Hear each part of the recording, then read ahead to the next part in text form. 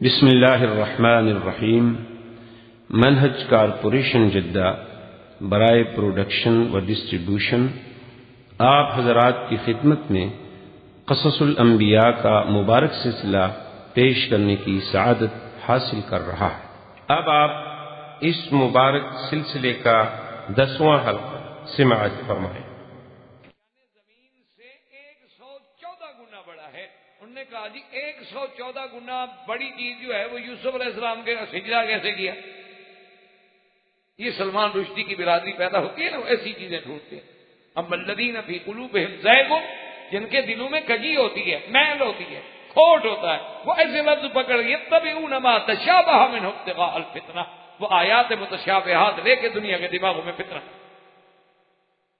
تو حالانکہ یہ بات یاد رکھا کریں، یہ تو ایک محاوراتی بات ہے، اگر سمجھنا چاہے تو مشکل کوئی نہیں۔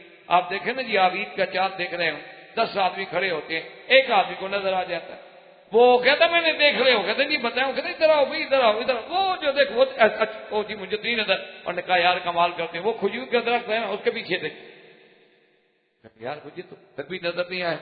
وہ کہتا اچھا ایسا کرو، میں ایسے انگلی سیدھی کرتا ہوں، این میری انگلی کے پیچھے، انگلی کے پیچھے چاند تھوڑا آ جائے، یہ تو محاورہ ہوتا۔ اس کو آدمی پھر ضرب تقسیم دے کے اللہ کے قرآن پہ بلا وجہ جو اعتراض کرے، یہ کوئی عقل کی بات؟ انسان خواب دیکھتا ہے کہ اس کو پھانسی دی جا رہی ہے، انسان خواب دیکھتا ہے کہ اس کو سانپ ڈس گیا ہے، انسان خواب کی دنیا ہی الگ ہے۔ تو اس کو سامنے رکھ کر اللہ کے قرآن پہ اعتراض کرنا، یہ اللہ کے قرآن پہ حملہ کرنا، یہ تو جہالت کی بات۔ اور دوسری بات یہ احتیاط رکھیں کہ عین عنفوان بچپنا ہے، اور یہ یوسف علیہ السلام کو اس وقت کسی چیز کی خواہش تھی کہ وہ جا کے ایک خواب نعوذ باللہ ایسا بنا کے اپنے ابے کو سنائے، کیا اس کو غرض کیا؟ یوسف علیہ السلام تو بچے، یعنی ابھی آپ کی عمر جو تھی تقریباً 11 سال کے قریب تھی جب یہ واقعہ پیش آیا۔ جب آپ کو کنویں میں ڈالا گیا ہے تو آپ کی عمر 12 سال، تو انہی دنوں میں یعنی یہ واقعہ ہے، آپ کی عمر 11 اور 12 کے درمیان میں تھی۔ تو اس وقت حضرت یوسف علیہ السلام کو آخر کیا ضرورت درپیش آ گئی کو ایسے نعوذ باللہ ایک فرضی خواب پیش کرے؟ وہ عقل کی بات۔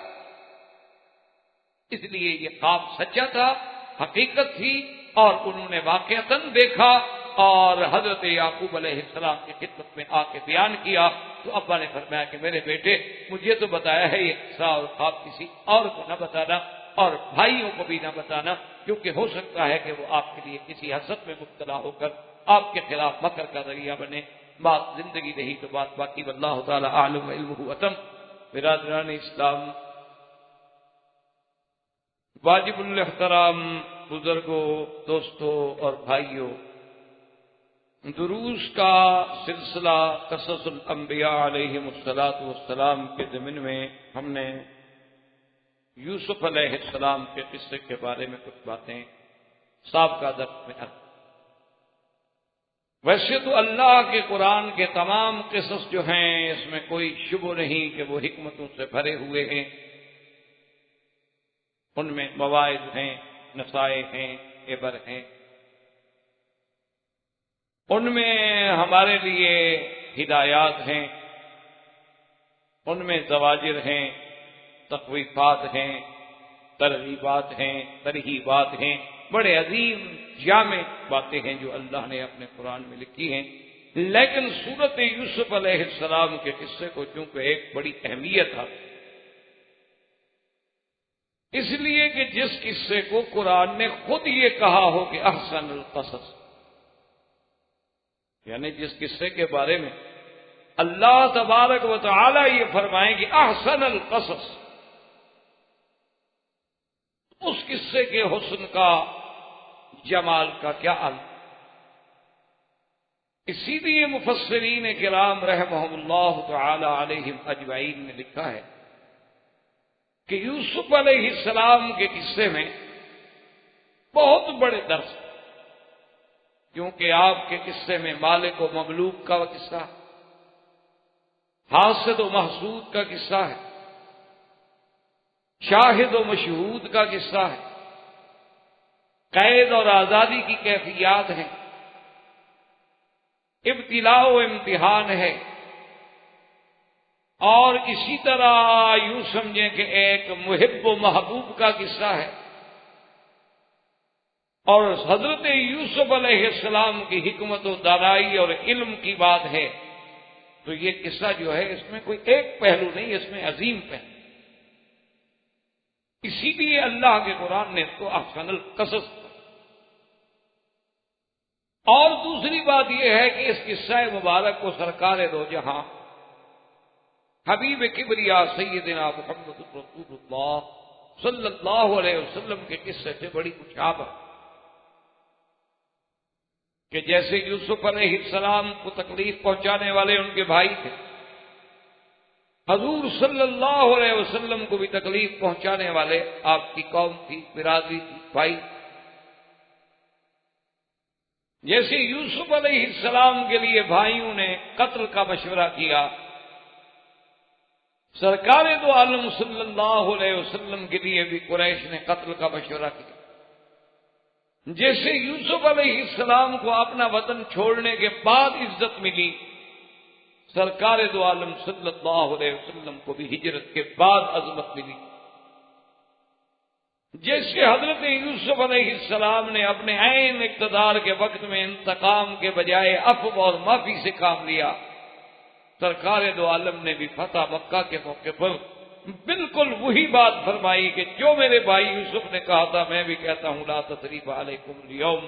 تو اس قصے کو چونکہ آقا انعامدار کے واقعے سے ایک بڑی عظیم اور جامع مشابہت ہے، اس لیے بھی اللہ تبارک و تعالی نے اس قصے کو احسن القصص۔ اور مفسرین کرام نے لکھا ہے کہ آپ دیکھیں کہ اور قصے جو ہیں آپ کو وہ تھوڑے تھوڑے، کسی جگہ ابتدا ہے، کسی جگہ انتہا ہے، اور بار بار قرآن نے کئی صورتوں میں ذکر کیے ہیں، لیکن یوسف علیہ السلام کا قصہ صرف ایک، یعنی اور انبیاء علیہ، حتیٰ کہ ابراہیم الخلیل علیہ السلام کا آپ نے پڑھا ہے الحمدللہ کہ کتنا اللہ نے قرآن کی کون سی صورت ہے جہاں ذکر نہیں فرمایا، لیکن یوسف علیہ السلام کی بات جو ہے وہ صرف ایک ہی صورت مبارک، اور اول سے لے کر آخر تک اللہ نے ایک ہی دفعہ ذکر فرمایا۔ اس لیے علماء کرام نے فرمایا کہ اس پہ غور کریں کہ باقی جو انبیاء علیہ السلام کے قصے ہیں ان میں تو کوئی تنبیہات ہیں، ذکر ہے، تو جب کسی کو تنبیہ کرنی ہو تو تنبیہ تو بار بار کی جاتی، لیکن قصہ یوسف علیہ السلام میں وہ بات نہیں ہے۔ اسی طرح اصحاب الکہف، اسی طرح ذوالقرنین، اور اسی طرح حضرت سیدنا موسیٰ علیہ السلام اور خضر علیہ السلام کی ملاقات، اور قصہ سیدنا یوسف، اس کو اللہ نے ایک ہی دفعہ دیا، کیونکہ ان میں وہ مقامات، وہ سرزنش، وہ تنبیہات مقصود نہیں، اس لیے اس قصہ مبارک کا اسلوب بھی نرالا ہے۔ اب وہ یوسف علیہ السلام کے قصہ مبارک کو پڑھنے سے پہلے تھوڑا سا اس کے تاریخی پس منظر پہ بھی آپ نظر ڈال لیں، تاکہ اس کے بعد پھر جب یوسف علیہ السلام کے قصے کو آپ قرآن کی آیات مبارک کی روشنی میں سمجھیں گے تو آپ کے لیے اور آسانی ہوگی اور آپ کے لیے نئی راہیں۔ ہمیں جہاں تک تاریخی پس منظر کا پتہ چلتا ہے، لازمی بات ہے کہ وہ کتب سابقہ یعنی اسرائیلی روایات ہیں، اسی طرح بائبل میں، تلمود میں اور کتب سابقہ میں یہ بات ہمیں ملتی ہے کہ تقریباً یہ 1890 قبل مسیح علیہ السلام کے قصہ، اور انہی کتابوں میں سے یہ بات بھی ملتی ہے کہ 1890 قبل مسیح میں فلسطین کے علاقے میں، سرزمین فلسطین کے علاقے میں ایک مقام تھا ہرون، جہاں حضرت یوسف علیہ السلام پیدا۔ سیدنا یعقوب علیہ السلام کی 4 بیویاں تھیں، انبیاء علیہ السلام کی، یعنی یہ نہیں کہ صرف حضور پاک سے بلکہ آپ سے پہلے بھی جتنے نبی گزرے ہیں ان کی بھی ازواج جو تھیں وہ متعدد تھیں، جیسے کہ حضرت سلیمان علیہ السلام کے بارے میں آتا ہے آپ کے تو حرم میں 99 تقریباً، اور یہ تعدد ازواج جو ہے یہ یعنی کوئی ایسی بات نہیں ہے نعوذ باللہ کی اسے تعصب کی نگاہوں سے دیکھ کے کسی کے لیے ذریعہ عیب ٹھہرایا جائے، بلکہ افسوس تو یہ ہے کہ تعدد ازواج کے مسئلے پر وہ قومیں اعتراض کرتی ہیں کہ جو تعدد احباب پہ تو اعتراض نہیں کرتی لیکن تعدد ازواج پہ اعتراض کرتی، یعنی آپ گرل فرینڈز تو جتنی مرضی ہے رکھ لیں لیکن حلال نہ کریں۔ عجیب قوم۔ اور تعدد ازواج پہ اعتراض کرنے والی قوم کا یہ عالم ہے کہ 5 لاکھ ان کے ہاں 9 سال سے لے کر 13 سال کی عورتیں جو ہیں وہ حاملہ بالزنا۔ تعدد ازواج پہ اعتراض کرنے والی قوم کا یہ عالم ہے۔ ابھی آپ نے 3-4 روز پہلے اخباروں میں پڑھا ہوگا کہ 14,000 عورتوں کا یہ مسئلہ بنا ہوا ہے کہ جب اسکول ٹائم آیا بچوں کے داخلے کا تو انہوں نے کہا کہ بچے کے باپ کا نام بتائیں تو وہ نہیں بتا سکتی، وہ کہتی ہیں ہم کیا بتائیں، کون اس کا باپ؟ تو اب اس کے لیے پورے کمیٹیاں بیٹھی ہوئی ہیں، قانونی ماہرین بیٹھے ہوئے ہیں کہ باپ کے کھانے میں کیا لکھتے۔ تو بہرحال حضرت یعقوب علیہ السلام کی 4 اور ایک بی بی جس کا نام راحیل تھا، یا بعض روایات تلمود میں اس کا نام راحل بھی کہا گیا ہے لیکن زیادہ راجح راحیل۔ راحیل کے بطن سے حضرت یوسف علیہ السلام اور آپ کے شقیق بھائی جو ہے بنیامین پیدا، اور بی بی لیا سے اور باقی بیویوں سے حضرت یعقوب علیہ السلام کے تقریباً یعنی آپ اندازہ فرمائیں کہ 12 اولادیں۔ تو اس لیے ابتدا ہی میں ذرا آپ ذہن میں رکھیں گے چونکہ یہ ابتدا میں مائیں الگ تھی، یعنی یوسف علیہ السلام اور بنیامین کی ماں الگ ہے، باقی بھائیوں کی مائیں الگ ہیں، تو وہ فطری طور پر جو سوکنوں میں ایک تضاد ہوتا ہے، ایک اختلاف ہوتا ہے، ایک دوسرے سے تھوڑا سا بودھ ہوتا ہے، اس کا اثر بچوں پر بھی آتا ہے۔ اور اسی طرح ایک بات یہ بھی یاد رکھیں کہ بعض مورخین نے جو یہ لکھا ہے کہ یوسف علیہ السلام کے زمانے میں مصر کا بادشاہ فرعون تھا، یہ بات غلط۔ زمانہ یوسف علیہ السلام میں مصر پر عمالقہ، قوم عمالقہ کا قبضہ تھا۔ یہ عمالقہ جو ہیں اصل میں چرواہے تھے، لیکن اللہ نے ان کو مصر کی حکومت دے دی۔ یہ تو اللہ کا شان ہے، تو عز من تشاء وتذل من تشاء بیدک الخیر۔ یہ کوئی عجیب بات نہیں، اب تو یہ ہمارے یعنی سامنے عالم کے واقعات ہیں کہ بہت چھوٹے چھوٹے لوگ جو ہیں بڑے بڑے اعلیٰ مناصب پہ آ جاتے۔ تو یہ قوم عمالقہ جو ہے یہ اصل میں چرواہے تھے لیکن تھے عربی نسل۔ انہوں نے مصر پہ جا کے قبضہ کیا، کنٹرول کیا، اور یوسف علیہ السلام کے زمانے میں ان کا 15واں خاندان ہے جو حکومت کر رہا، اور اس دور میں جو بادشاہ تھا اس کا نام ابو قیس۔ وہ فرعون نہیں تھا، فرعون تو بعد میں۔ اور اسی طرح ان کے وزیر خزانہ جو ہے، وزیر مالیہ جو ہے، وہ عزیز کہلاتا تھا۔ اور پھر قوم عمالقہ کے بعد قوم پرستی کے نام پہ تحریکیں اٹھی، جیسے آج بھی دنیا میں آپ دیکھتے ہیں کہ کہیں بنگالی ہے، کہیں سندھی ہے، کہیں ہندی ہے، کہیں افغانی ہے، کہیں کچھ ہے۔ یہ قومیت کے نام پہ عصبیت پھیلانے کے لیے تحریکیں ہوتی ہیں، ورنہ تو مسلمان ہے چاہے کہیں بھی ہو۔ ہم سب سے پہلے تو مسلمان ہیں، اس کے بعد تو صرف تعارف کی بات ہے کہ آپ ہندی کہلاتے ہیں، وہ پاکستانی کہلاتا ہے، وہ کشمیری کہلاتا ہے۔ اصل رشتہ جو ہے وہ تو ایمان کا رشتہ، انما المؤمنون اخوۃ، تمام ایمان والے جو ہیں ایک دوسرے کے بھائی۔ اسی لیے اسلام کا جو سب سے عظیم چارٹر حجۃ الوداع کا، اس نے میرے آقا نے واضح فرما دیا کہ لا فضل لعربی علی عجمی ولا لاحمر علی اسود الا بالتقوی، کسی عربی کو اجمی پہ فضیلت نہیں، کسی گورے کو کالے پہ فضیلت نہیں، مگر تقوی سے۔ جو جتنا اللہ سے زیادہ ڈرتا ہے اتنا زیادہ شان ہوتا ہے۔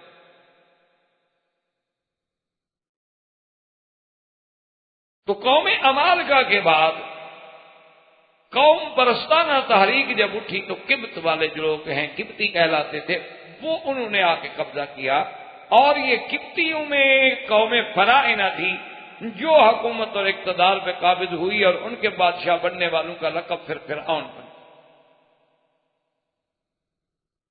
جیسے حبشہ میں بادشاہی کرنے والوں کا لقب نجاشی،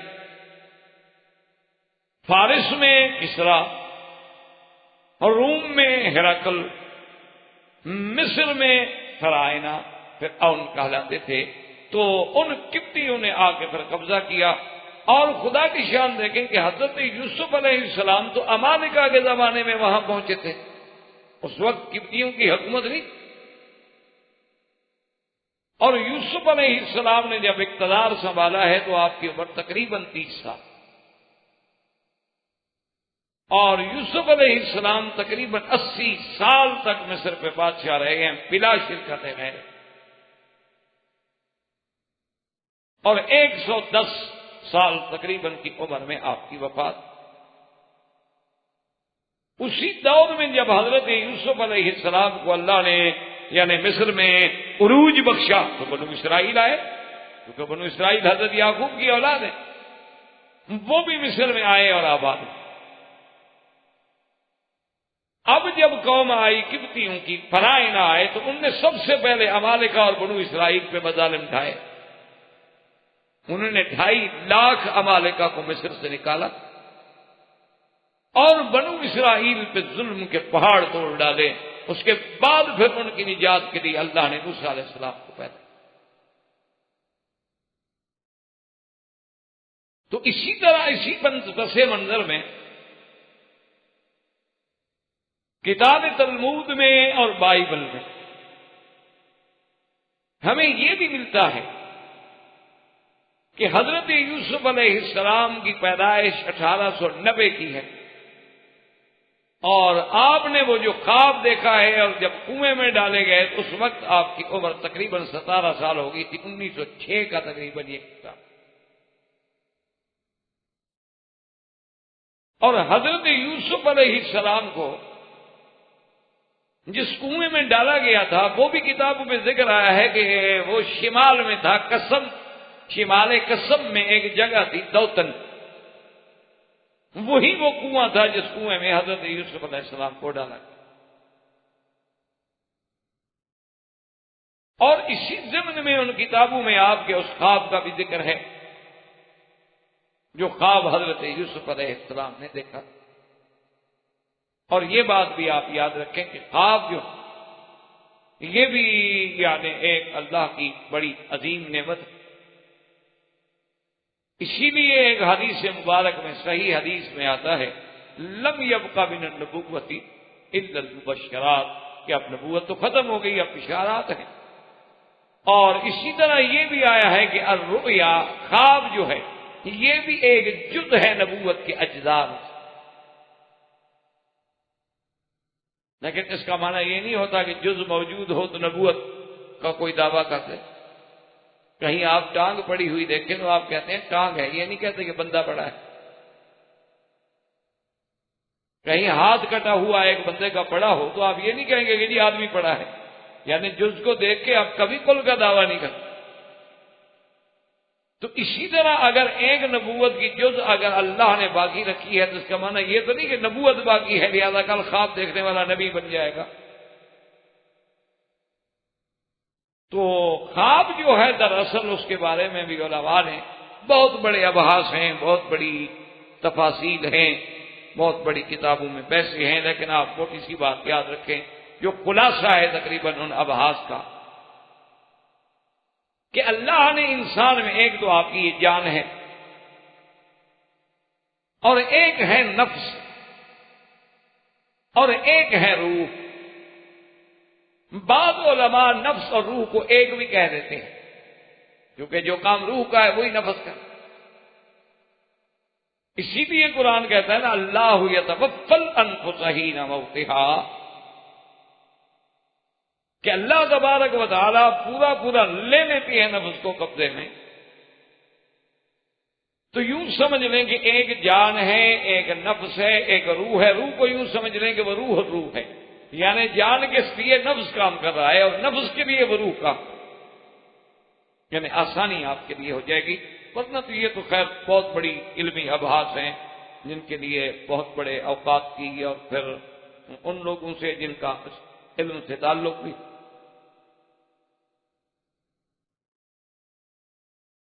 تو اب یہ ہوتا ہے کہ جب انسان مثلا سوتا ہے یا مدہوش ہے، تو جب نفس انسانی تدبیر بدن سے فارغ ہو جاتی ہے. اب سو گئے نا آپ جاگ رہے ہیں، کام کر رہے ہیں، تو وہ تو ساتھ تدبیر کر رہی ہے. اب آپ سو گئے تو گویا نفس انسانی جب تدبیر نفس سے فارغ ہوئی، اب اس کو کچھ قوت متخیلہ کے ذریعے کچھ صورتیں اللہ دکھا دے. پھر آگے ان کی کیفیات ہوتی ہیں، یا تو جو ہم نے دن میں کہا وہ پیش آ گیا، یا شیطانی خواب آ گئے، یا اللہ کی طرف سے رحمانی خواب آ گئے. اور اس کے لیے بھی حکم ہے کہ لا یذکر الا علی حبیب لبیب، کہ جب بھی خواب ذکر کریں کسی دوست پہ اور عقل والے سمجھدار عالمات. کیونکہ حضور پاک صلی اللہ علیہ وسلم نے فرمایا کہ الرؤیا، خواب جو ہے یہ ایسی ہے جیسے کسی پرندے کے پاؤں پہ رکھا ہو، جیسے تعبیر بھی واقع ہو گئی.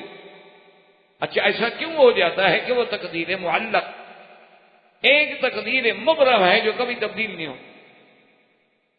اور ایک تقدیر معلق ہے، وہ یہ لکھا ہوتا ہے کہ بھی اگر آپ نے یہ درس دیا تو ہم آپ کو یہ ثواب دیں.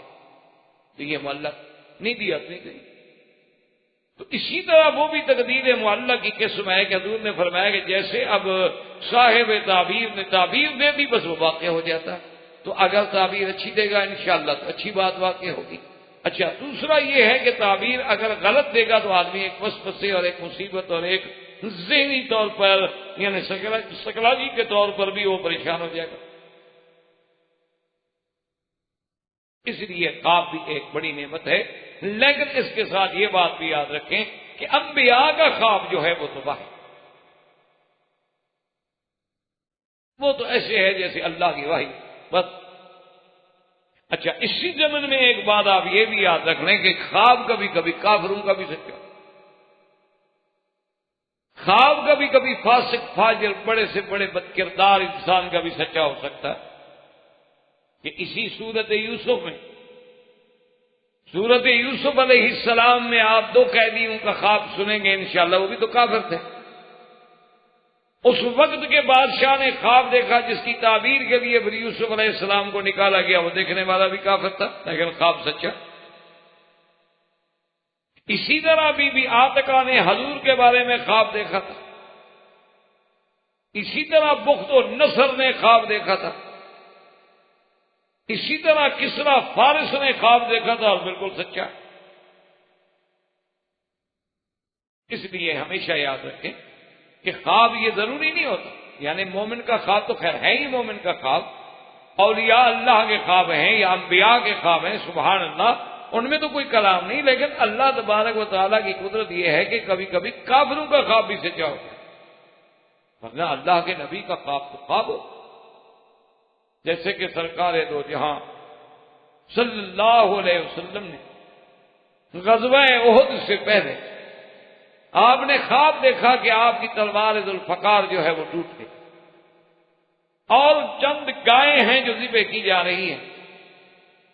تو حضور صلی اللہ علیہ وسلم نے فرمایا کہ میں نے خواب دیکھنے کے بعد ہی یہ اندازہ لگا لیا کہ احد میں ہمیں شکست ہوگی اور میرے بڑے بڑے اجلہ صحابہ بڑے شان والے لوگ ہوں گے، لیکن اللہ کی تقدیر کو کون ٹال سکتا ہے؟ اللہ کا حکم ہو تو ہی ٹل.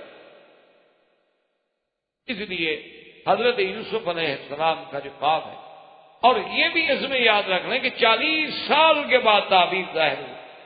یہ ضروری نہیں ہوتا کہ جب آپ خواب دیکھیں کل آپ کو تعبیر مل جائے. ایسا بھی ہوتا ہے کہ جیسے بی بی عائشہ فرماتی ہیں کہ پہلے حضور صلی اللہ علیہ وسلم کے اوائل امر میں آپ جو خواب دیکھتے تھے کہ فلق صبح بالکل ایسے آ جاتے تھے جیسے صبح کا سورج نکل آتا. تو اللہ تبارک و تعالیٰ نے اس صورت مبارکہ میں یعنی بڑے عظیم واقعات کا تذکرہ فرمایا ہے. اسی لیے قرآن نے اس کے بارے میں فرمایا کہ احسن القصص، کہ یہ ایسا بہتر قصہ ہے میرا مدنی صلی اللہ علیہ وسلم جو ہم آپ کو سنا رہے ہیں. تو اب آپ کے دماغ میں تھوڑا سا ایک پس منظر جو ہے حضرت یعقوب علیہ السلام کے خاندان کا اور حضرت یوسف علیہ السلام کا اور ان مقامات کا جہاں جہاں حضرت یوسف علیہ السلام گزرے تھے، اور یہ سارا جو ہے ارض فلسطین میں ہے، یوں سمجھ لیں شام کے علاقے میں، اور وہ قافلہ جو حضرت یوسف علیہ السلام کو نکالنے والا ہے وہ شرق اردن جو آج کل آپ کا اردن کہلاتا ہے، اسی شرق اردن سے مصر جا رہا تھا، اور انہوں نے آ کے راستے میں اس واقعے کے بعد آپ کو نکالا. اب اللہ تبارک و تعالیٰ نے قرآن پاک میں بیان فرمایا ہے کہ میرے محبوب صلی اللہ علیہ وسلم کہ نحن نقص علیک احسن بما اوحینا الیک ھذا القرآن وان کنت من قبلہ لمن الغافلین. اچھا، اس میں دیکھیں کہ اللہ پاک نے فرمایا کہ میرے محبوب جب تک ہم نے آپ کو قصہ نہیں سنایا تو آپ کو تو علم نہیں تھا، آپ تو غفلت والوں میں سے تھے. لیکن دراصل اس میں اشارہ ہے اور اس میں اللہ تبارک و تعالیٰ کی طرف سے ذکر ہے قریش مکہ پر، کہ قریش مکہ اور یہود نے آ کے پوچھا تھا تو اللہ نے فرمایا کہ اب تو اللہ کا قرآن آ گیا، اب تو تمہارے سامنے سیدنا یوسف علیہ السلام کا عظیم قصہ میرے مدنی پاک نے سنا دیا. اسی سے اندازہ لگا لو کہ اللہ کا نبی ہے. آخر آپ کو کیسے معلوم ہوا یہ قصہ؟ بھئی اس زمانے میں کوئی اسٹیشن تو نہیں لگے ہوئے تھے سیٹلائٹ کے، اس زمانے میں کوئی ڈش تو نہیں لگے ہوئے تھے کہ رات کو دیکھ لیا اور صبح کسے سنا دیے. جس آدمی نے نہ دیکھا وہ تو حیران ہو جائے گا نا کہ آپ نے رات کو نئی نئی چیزیں دیکھی، آپ انٹرنیٹ پہ بیٹھ گئے، آپ نے جناب 50 ملکوں سے معلومات حاصل کر لی ہے. اور میں کیونکہ نہیں جانتا، میرے لیے تو وہ عجوبہ ہوں گی، لیکن کوئی بڑی بات نہیں، کیونکہ آپ کے پاس جہاز موجود ہے، اور وہ جہاز جس کے پاس بھی موجود ہو اور چلانا جانتا ہو وہ خبریں حاصل کر سکتا ہے. لیکن کمال تو اس نبی عربی کا ہے صلی اللہ علیہ وسلم کہ جو پیدا ہونے سے لے کر 40 سال تک. اسی لیے سب سے بڑی بات حضور نے یہی پیش کی تھی نا قریش کو، لبثت فیکم عمرا من، کہ اے لوگوں میں نے تمہارے اندر زندگی گزاری، میں تمہارے اندر رہا، تمہارے سامنے پیدا ہوا ہوں، میری زندگی کھلی کتاب کی طرح تمہارے سامنے ہے. اور 40 سال کے بعد کبھی حضور نوح علیہ السلام کا واقعہ سنا رہے ہیں، کبھی حضور صالح علیہ السلام کا واقعہ سنا رہے ہیں، کبھی حضور ہود علیہ السلام کا واقعہ سنا رہے ہیں، کبھی حضور حضرت یوسف علیہ السلام کا واقعہ سنا رہے ہیں. اللہ نے فرمایا اس کے بعد بھی تمہاری غفلت نہیں ٹوٹی کہ یہ میرا پیغمبر ہے، میرا نبی ہے، اور جو سناتا ہے وہ میرے کہنے سے سناتا ہے، ورنہ حضور صلی اللہ علیہ وسلم کے پاس اور تو کوئی سورس ہی نہیں ہے کس سے. اب جناب وہ واقعہ آیا کہ یوسف علیہ السلام نے اپنے ابا حضرت یعقوب سے آ کے کہا اذ قال یوسف لأبیہ یا ابت انی رأیت احد عشر کوکبا والشمس والقمر رأیتهم لی ساجدین. یوسف علیہ السلام نے آ کے عرض کیا کہ میرے ابا میں نے خواب دیکھا ہے. کیا خواب؟ فرمایا عجیب خواب کہ 11 ستارے ہیں، سورج ہے، چاند ہے، میں نے دیکھا کہ سب جھک کے مجھے سجدہ کر رہے ہیں. علماء نے لکھا ہے کہ اللہ تبارک و تعالی نے تمثیل کے طور پر جیسے کہ عالم مثال ہے، اسی طرح اللہ پاک نے یوسف علیہ السلام کو خواب میں دکھلایا. شمس سے مراد آپ کی والدہ. اچھا، بعض علماء نے کہا کہ آپ کی والدہ فوت ہو گئی نہیں بلکہ خالہ ہے، کیونکہ یہ بات بہرحال ہمیں ملتی ہے کتب سابقہ میں کہ جب بنیامین پیدا ہوئے ہیں تو آپ کی والدہ فوت، ولادت کے مسئلے میں ہی فوت. تو اب بعض علماء نے کہا کہ خالہ ہے، اور خالہ بھی منزلۃ الام ہوتی ہے، وہ بھی ایک ماں ہے. اور اس کے بعد قمر سے تشبیہ دی گئی والدگی، اور تاروں کو تشبیہ دی گئی بھائیوں سے، کیونکہ سب کا اصل سورج ہے جس سے سب نور حاصل کرتے ہیں. تو گویا کہ وہ ماں جو تھی وہ اصل تھی جہاں سے بچے پیدا ہوئے. اس لیے اللہ تبارک و تعالیٰ نے آپ کو خواب دکھلایا، اور اسی خواب میں ایک عجیب اشارہ تھا کہ آسمان کی بلندی پہ رہنے والی چیزیں، آسمان پہ چمکنے والی چیزیں، آسمان سے پورے عالم کو روشن کرنے والی چیزیں جو ہیں یوسف علیہ السلام تیرے آگے جھک رہی ہیں. تو اللہ تبارک و تعالی نے اس خواب میں، اور یوسف علیہ السلام کو اللہ نے، یعنی آپ دیکھیں کہ اللہ نے یوسف علیہ السلام کو قرآن پاک میں کتنے عظیم لقب دیے. کہیں جگہ تو فرمایا کہ وہ غلام علیم تھے، علم والے، کہیں فرمایا وہ غلام حلیم تھے، علم والے، اور کہیں فرمایا آتیناہ حکما و علما، ہم نے تو ان کو حکمت و دانائی اور علم عطا فرمایا، ہم نے ان کو حکم مانا حکومت کرنے کا بھی اقتدار بھی عطا فرمایا. اور کہیں فرماتے انہ من المحسنین، وہ تو خالص میری عبادت کرنے والوں میں، اور کہیں فرماتی انہ من عبادنا المخلصین، وہ تو میرے چنے ہوئے بندے تھے. یعنی حضرت یوسف علیہ السلام کا، اور آپ نے وہ خواب جو ہے حضرت یعقوب علیہ السلام اپنے والد کی خدمت میں پیش کیا. اسی سے وہ سبق بھی ملا ہمیں کہ لا یذکر الا علی لبیب او حبیب، کہ جب بھی خواب دیکھو کسی عقل والے کے آگے پیش کرو. اب یوسف علیہ السلام نے بھائی بھی تو موجود تھے، اور بھی تو لوگ وہاں رہتے تھے، لیکن ماں سوائے حضرت یعقوب علیہ السلام کے کسی کو دیکھ. اب جب حضرت یعقوب علیہ السلام کی خدمت میں آئے اور آ کر آپ کو خواب سنایا تو قال یا بنی لا تقصص رؤیاک علی اخوتک فیکیدوا لک کیدا ان الشیطان للانسان عدو مبین. حضرت یعقوب علیہ السلام نے فرمایا میرے بیٹے اپنا یہ قصہ اپنے بھائیوں پہ ذکر نہ کرنا، وہ تمہارے لیے پھر کچھ جال بنیں گے، مکر کریں. کیوں میرے بھائی ہیں؟ فرمایا ان الشیطان للانسان عدو مبین، شیطان انسان کا کھلا دشمن ہے. اور اس خواب میں آپ کی عزت کا ذکر ہے، عظمت کا ذکر ہے، اور بھائی برداشت نہیں کر سکیں گے. کیونکہ یعقوب علیہ السلام تو جانتے تھے کہ بھائی میں تو پہلے حسد ہے، پہلے تحاسد و تباغض ہے. وہ تو حضرت یوسف علیہ السلام اور بنیامین کو پہلے سے اچھا نہیں سمجھتے، پہلے بھی ان کو وہ نعوذ باللہ اچھی نظروں سے نہیں دیکھتے. تو جب وہ ایسا خواب سنیں گے تو اس کا نتیجہ دو ہوں کہ اگر انہوں نے خواب کو اہمیت دے دی تو دشمن بن جائیں گے، اور اگر خواب کو اہمیت نہ دی تو مذاق اڑائیں گے. دیکھو جی سورج اور چاند کیسے سجدہ کر رہے ہیں، دیکھو جی آسمان سے سورج اترا ہے سجدہ کرنے کے لیے. اس کی وجہ یہ ہے نا جی کہ جب دشمن ہوتا ہے تو وہ اسی بات کو پھر افسانہ بنا دیتا ہے، اور اگر دوست ہوتا ہے تو پھر اس کے دل میں عظمت ہو. جیسے کہ کسی کو آپ کہیں گے جی وہ چاند دیکھو میری انگلی کے پیچھے، اب اگر مخالف ہوگا اسی کو کہانے بنا دے گا کہ جناب کبھی چاند بھی انگلی کے پیچھے آ سکتا ہے، کبھی سورج بھی انگلی کی، اتنا بڑا کرہ ہے چاند کا، وہ تو زمین سے بھی بڑا ہے، تو انگلی کے پیچھے کیسے آ گیا. اسی لیے جیسے کہ حضور نے فرمایا کہ جب سورج نکل رہا ہو تو تم نماز نہ پڑھا، کیونکہ انہا تطلع بین قرنی الشیطان، جب یہ سورج نکلتا ہے تو گویا شیطان کے دو سینگوں کے درمیان سے نکلتا ہے. اب جناب دیکھیں ایک حدیث مبارک ہے اور صحیح حدیث مبارک ہے، لیکن پرویز جیسے منکرین حدیث جن کو سرکار دو عالم کی حدیث سے عداوت، اس نے جناب اسی بات کو اتنا رنگ آمیزی کی کہ پوری کتاب لکھ ڈالی. اس نے کہا کہ اگر آدمی کی یہ پیشانی کی پیمائش کی جائے تو ہر بندے کے طول و عرض کا یہ 12واں حصہ ہوتا ہے. یعنی اگر 12 ایک آدمی کا طول عرض جو ہے اس کو دیکھا جائے اور پھر پیشانی کی پیمائش کی جائے تو یہ 12واں حصہ بنتا ہے.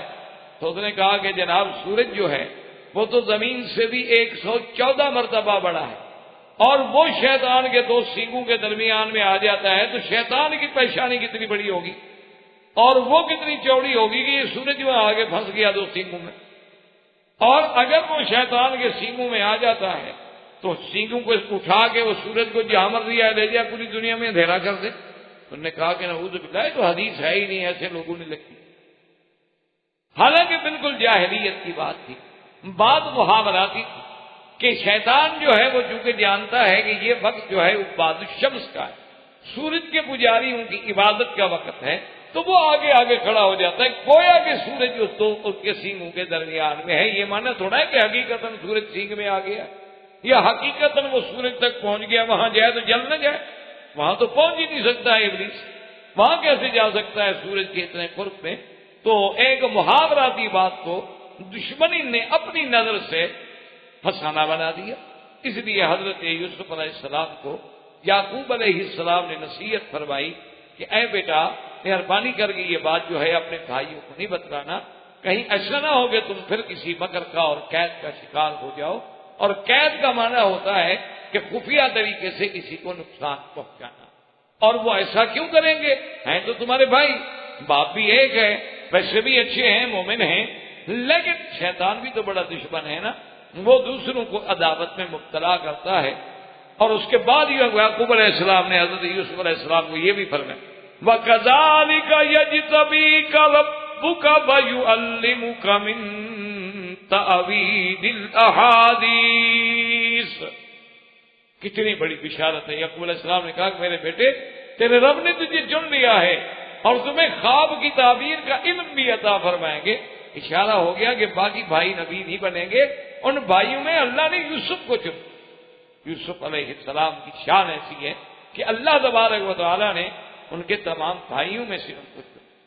اسی لیے سرکار دو جہاں سیدنا محمد رسول اللہ صلی اللہ علیہ وسلم فرماتے ہیں کہ لیلۃ المعراج میں جب میری ملاقات ہوئی یوسف علیہ السلام سے، فرماتے ہیں کہ اللہ نے اس کو جو جمال دیا ہے، اوتی شطر الجمال، کہ اللہ نے جو حسن پیدا کیا، جو جمال پیدا کیا، اس کا آدھا یوسف کو دیا اور آدھا ساری دنیا کو دیا۔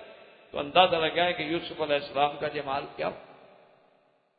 تو یہاں سے حضرت یعقوب نے یہ بھی اشارہ فرما دیا کہ اللہ نے آپ کو چن دیا ہے، اللہ آپ کو تعبیر الاحادیث، اس کا معنی علماء نے لکھا تعبیر رویا، اور بعض علماء نے فرمایا کہ نہیں، حکومت کرنے کا اور بات کرنے کا فن، کہ فیصلے کرنے کی قوت۔ وَيُتِمُّ نِعْمَتَهُ عَلَيْكَ وَعَلَىٰ آلِ يَعْقُوبَ كَمَا أَتَمَّهَا عَلَىٰ أَبَوَيْكَ مِن قَبْلُ إِبْرَاهِيمَ وَإِسْحَاقَ إِنَّ رَبَّكَ عَلِيمٌ حَكِيمٌ۔ اور اللہ اپنی نعمت کو پوری کریں گے جیسے آل یعقوب پہ نعمت پوری کی ہے، اور جیسے اللہ نے ان کے والدین پہ اس سے پہلے سیدنا ابراہیم و اسحاق پہ اپنی نعمتیں پوری کی، ان کو نبوت کے لیے چن لیا، کیونکہ تیرا رب جو ہے وہ علم والے بھی ہیں اور حکمت والے۔ اب اللہ نے فرمایا لَقَدْ كَانَ فِي يُوسُفَ وَإِخْوَتِهِ آیات للسائلین۔ اللہ نے فرمایا کہ یوسف اور اس کے بھائیوں کے قصے میں بڑی نشانیاں ہیں پوچھنے والوں کے لیے، کیونکہ یعقوب نے اصل میں یہ تھا کہ بنو اسرائیل چاہتے تھے امتحان لینا۔ یہ یہود قوم جو ہے بڑی عیار، بڑی مکار، تو وہ آگے حضور سے ایسے ایسے سوال کرتے تھے، اور کبھی کبھی قریش کو بھی سکھا دیتے تھے تاکہ حضور کی نبوت کا امتحان لیا جائے۔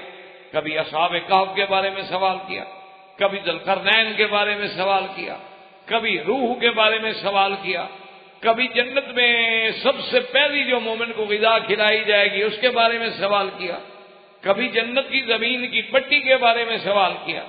اسی طرح انہوں نے آ کر حضرت آقا انعامدار سیدنا محمد رسول اللہ صلی اللہ علیہ وسلم نے یوسف علیہ السلام کے بارے میں بھی سوال کیا کہ حضور آپ جانتے ہیں کہ یوسف علیہ السلام کا کیا واقعہ ہے؟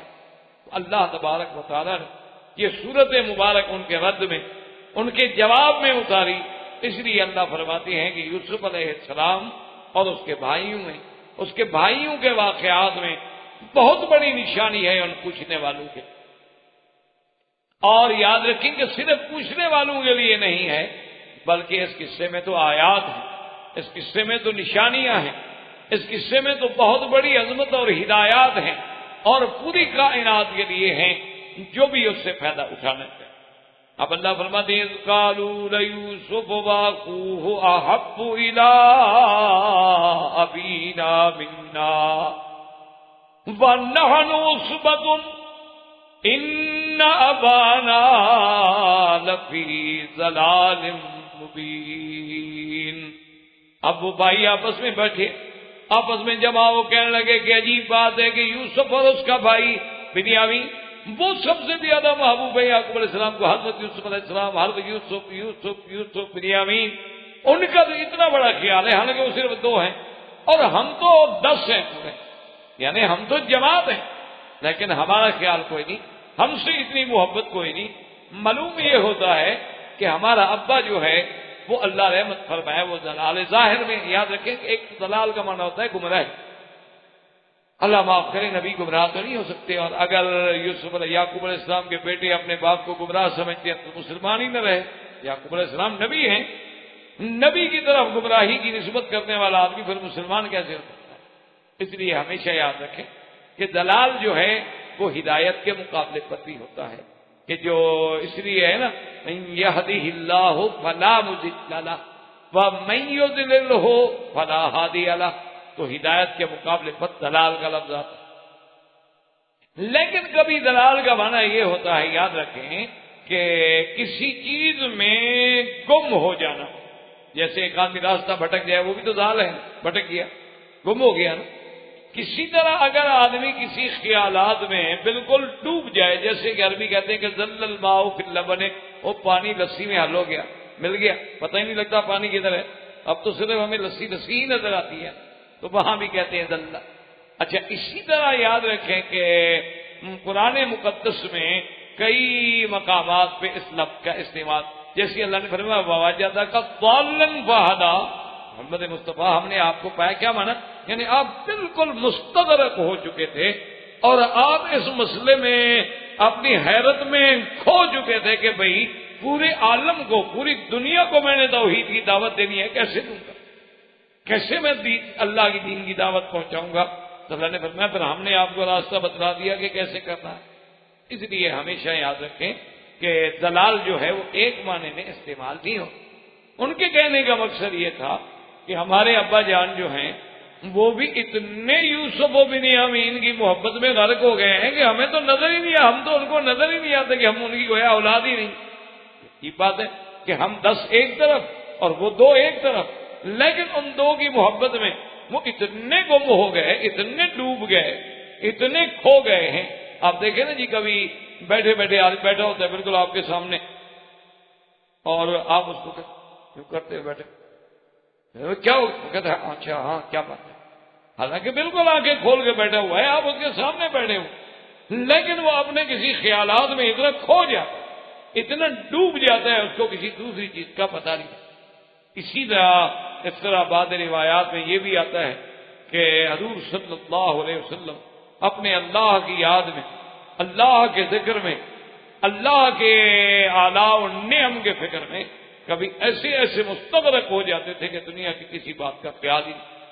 اسی لیے آپ نے نہیں دیکھا ہے کہ جب حجوروں کے وبر کرنے سے حضور صلی اللہ علیہ وسلم نے منع فرمایا اور فصل بھی اس سال کم ہو گئی تو آپ نے فرمایا انتم اعلم بامور دنیاکم، بھائی دنیا کے معاملات کو تم سمجھتے ہو، ہمیں نہیں پتا کہ دنیاوی معاملات کیا۔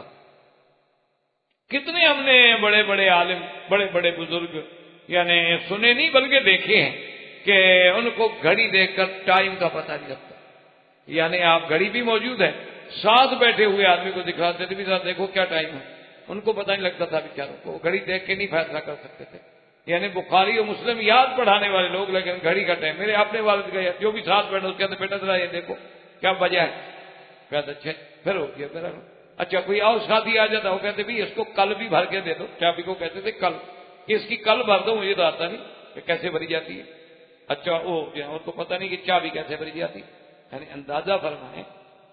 میرے بچہ جو ہے سب چھوٹے تھے تو وہ والد صاحب اس کو بھیجتے کہ تم میرے لیے ایک بوتل لے آؤ، یہ عام بوتلیں جو ہوتی ہیں مرنڈا شرنڈا یہ وغیرہ لے آؤ، تو وہ جناب آگے ان کو کہتا کہ دادا جان وہ 5 ریال کی ملتی ہے ایک بوتل، اس زمانے میں 4 گروش کی ملتی، چھوٹے بچے تھے نا، بھی پیسے کیسے حاصل کریں دادے سے، تو کہتا جی 5 ریال کی ملتی، کہتے بھائی پہلے تو کہا جی اب مہنگی ہو گئی، اچھا مہنگی ہو گئی، اچھا اب 5 ریال کے 10 دے دیے ہیں، تو اس نے کہا بھائی دیکھو یہ کتنا ہے، انہوں نے کہا جی یہ 5 ہے، انہوں نے کہا نہیں اللہ کے بندے یہ تو نوٹ بڑا نظر آ رہا ہے، کہا نہیں حضرت یہ تو مختلف چھپتے رہتے ہیں ہر سال، ہے یہ 5 کا، کہتے ٹھیک، ان کو نہیں پتا کہ کیا، تو اور جناب یہ ہے کہ آپ سیاستہ ہے، حدیث ہے، نحو ہے، صرف ہے، بلاغت ہے، معنی ہے، منطق ہے، معقول ہے، کوئی دنیا کی کتاب اٹھا کے سامنے ایک دفعہ تھوڑی سی پڑھنے بیٹھ لیا بس تقریر شروع ہو گئی. یعنی اس میں تو اتنا حفظ ہے لیکن دنیا کے معاملے کا پتہ نہیں رہتا. اس لیے ان کے کہنے کا معنی یہ نہیں تھا کہ یعقوب علیہ السلام گمراہ ہے، نعوذ باللہ. کوئی اللہ کے نبی کو گمراہ سمجھے تو پھر مسلمان کیسے رہے؟ وہ تو کافر ہو جائے. معنی یہ تھا کہ ہمارے ابا جان ان کی محبت میں اتنے کھو گئے، اتنے ڈوب گئے ہیں کہ ہماری طرف توجہ بھی نہیں.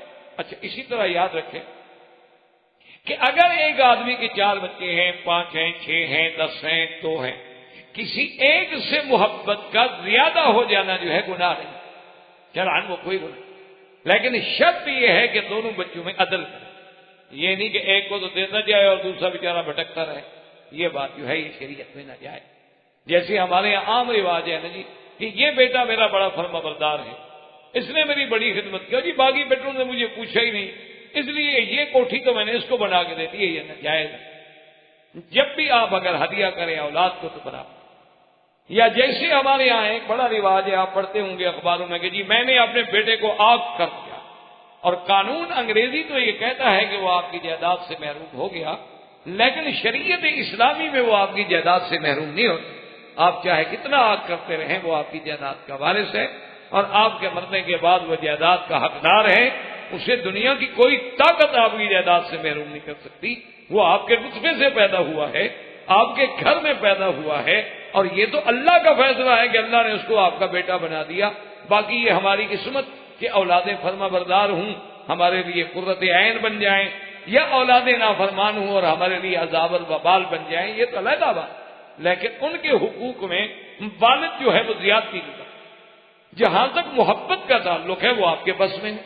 جیسے کہ حضور پاک صلی اللہ علیہ وسلم اللہ تبارک و تعالیٰ کے آگے درخواست کرتے تھے کہ یا اللہ انی املک فی انی عادل فی ما املک، کہ یا اللہ اپنی بیویوں کے بارے میں میں عدل کرتا ہوں، انصاف کرتا ہوں، لیکن جو میرے ہاتھ میں ہے کہ وقت برابر دیتا ہوں، ٹائم برابر دیتا ہوں، خرچہ برابر دیتا ہوں، ملنے ملانے میں برابر ہونے کی کوشش کرتا ہوں، لیکن کیف عادل فی ما لا املک، لیکن میں اس چیز میں کیسے عدل کر سکتا ہوں جو میرے قبضے میں بھی نہیں. دل تو میرے قبضے میں نہیں ہے، کسی بیوی سے زیادہ محبت ہو کسی سے کم ہو تو میں کیا کروں. اس لیے علماء نے لکھا ہے کہ اگر کسی اولاد سے بندے کو زیادہ محبت ہے تو یہ کوئی جرم نہیں، یہ اللہ کے ہاتھ میں ہے کہ دل میں کسی کی محبت زیادہ ڈالتی. جیسے کہ حضرت یوسف علیہ السلام اور بنیامین کی محبت جو تھی وہ اللہ تبارک و تعالی نے زیادہ دل میں ڈالی. اب جناب بھائیوں نے مشورہ کیا اور کسی سے تحاسد پیدا ہوا. اب انہوں نے مشورہ کیا کہ اقتلوا یوسف وطرہ ارضا یخل لکم وجہ ابیکم وتکونوا من بعدہ قوما صالحین. انہوں نے کہا ایسا کرو قتل کر دیتے ہیں یوسف. بالکل ختم. جب رہے گا نہیں بات کیا کرے گا؟ 2 دن 4 دن غم کرے گا، رو رو کے بیٹھ جائے، آخر آدمی کو صبر آئی جائے. اچھا بات یہ ہے کہ جب یوسف وہ نہیں ہوگا سامنے تو پھر ہماری طرف خود بخود ہی رجوع کرے گا نا. دیکھو نا جب اچھا چلا جائے تو برے کی طرف ہی آدمی کہاں جائے. 2 بیٹے ہیں بندے کے، ایک اچھا ہے خدمت گزار ہے، ایک نالائق ہے. اگر خدا نہ خاصا اچھا چلا جائے تو آخر کیا کرے؟ کہے گا یار اب تو تم ہی بچے ہو نا، اب تو میرا سہارا تم ہی رہ گئے ہو، اب میری لکڑی تو تم ہو بھائی، اب تو میرا ہاتھ تم نے ہی پکڑنا ہے. تو اس لیے پھر خود بخود یعقوب علیہ السلام ہماری طرف متوجہ. اور باقی یہ رہی بات کہ ہم قتل کر دیں اور اتنا بڑا جرم کریں تو بعد میں توبہ کر لیں گے، ویسی بات ہی پر اچھے بن جائیں، ٹھیک ہو جائیں. جب ہمیں ان کی محبت مل جائے گی تو ہم بھی پھر ٹھیک ٹھاک ہو جائیں گے. اصل وجہ کیا ہوتی ہے کہ شیطان جب جرم کراتا ہے تو یہی باتیں دماغ میں ڈالتا ہے کہ ابھی تم کر لو، دروازہ کھلا ہے، توبہ کا دروازہ مفتوح ہے، اور التائب من الذنب کمن لا ذنب لہ، توبہ کرنے والے کا گناہ اللہ مٹا دے. چھوڑو یار 4 دن ہیں جوانی کے، کھا لو پی لو، اور جب بوڑھے ہو جاؤ گے ٹانگیں جواب دے دیں گی. توبہ کر کے حرم میں جا کے بیٹھ جانا صف اول میں ماشاءاللہ. پھر تو ماشاءاللہ جو ہے اسی دن یہ ایک تو ہوتا ہے، یعنی آپ کل مہربانی کر کے کسی بھی نماز میں صبح میں مغرب میں عشاء میں حرم میں آ جائیں اور امام کے پیچھے جو صف اول ہے اس کو آپ دیکھنا شروع کریں. انشاءاللہ آپ کو 90% وہ لوگ ملیں گے جو ریٹائر. کوئی جوان انشاءاللہ آپ کو نہیں اللہ کی. صبح کی نماز میں آ جائیں، یعنی یقین کریں کہ اگر مکے کے صرف ثانویہ کے طالب علم حرم میں آ جائیں تو حرم بھر جائے، متوسطہ کے بھی نہیں، صرف جتنے بچے ثانویہ میں پڑھتے ہیں یا ان کا اگر وہ ہر نماز میں حرم میں آئے نا، خدا کی قسم پورا حرم بھر۔ اور مہذب لوگوں کا، پڑھے لکھے بچوں کا، جن کو تعلیم بھی ہے، حرم کا پتہ بھی ہے، آداب بھی ہے۔ لیکن جناب اب آپ دیکھیں انشاءاللہ وہ لوگ بیٹھے ہوتے ہیں صف اول میں جن سے محکمہ تنگ آ گیا، اس نے نکال دیا، گھر والے بھی تنگ آ گئے کہ دادا جان ہر وقت عذاب بنے ہوئے ہیں، کھانس کے ہماری نیند خراب کی ہوئی ہے، وہ بھی 4 بجے کے بجائے 2:30 بجے گھڑی لگا دیتے ہیں، بجان تہجد کا وقت ہو گیا ہے اور حرم شریف میں پڑھو تو سبحان اللہ کتنا بڑا ثواب ہوگا، کہیں گے دفعہ ہوا، پھر 9 بجے سے پہلے تو نہیں آتا نا واپس، اس وقت تک تو ہم آرام کر کے سو لیں۔ تو یہ جب عالم ہو جائے کہنے کہ فکر نہ کرو، اگر ہم قتل کا جرم بھی کر بیٹھے اور یوسف علیہ السلام کو قتل بھی کر دیا کہ مذکور من بعدہ قوم صالحین، کوئی ایسی بات نہیں، بعد میں ہم بھی ٹھیک ہو جائیں گے، بس فکر کی بات۔ اب جب یہ مشورہ ہونے لگا اور نعوذ باللہ یعنی وہ آخری حد تک آ گئے، اقدام قتل تک، معمولی بات تو نہیں قتل کر دیں۔ قال قائل منهم لا تقتلوا يوسف والقوه في غيابة الجب يلتقطه بعض السيارة إن كنتم فاعلين۔ ان بھائیوں میں سے ایک نے کہا کہ کیا کر رہے ہیں، کچھ عقل کرو۔ بعض علماء نے لکھا ہے کہ وہ یہودا تھا، لیکن قرآن نے نام نہیں لیا، قرآن پاک نے اخوہ یوسف کا نام ذکر نہیں فرمایا، اور یہ قرآن نے سنت اللہ ہے، اللہ پاک نام سے بات نہیں کرتا۔ اذ اول فتیۃ الی الکہف، بس وہ چند نوجوان جنہوں نے کہف میں غار میں پناہ لی تھی، کیا نام تھا اللہ عالم۔ وَأَوْحَيْنَا إِلَىٰ أُمِّ مُوسَىٰ، ام موسیٰ کا نام کیا تھا، قرآن نام سے بحث نہیں کرتا۔ قالت لأختہ قصیہ، اخت کا نام کیا تھا کوئی پتہ ہے، شعیب کی بیٹی کا نام کیا تھا کوئی پتہ ہے، اس لیے کہ نام کی کیا ضرورت ہے، اصل تو کام سے، نام یاد رکھنے سے کیا ہو جائے گا۔ تو بہرحال کتب سابقہ میں، بائبل میں بھی یہ آتا ہے، تلمود میں بھی یہ موجود ہے کہ اس کا نام یہودا تھا۔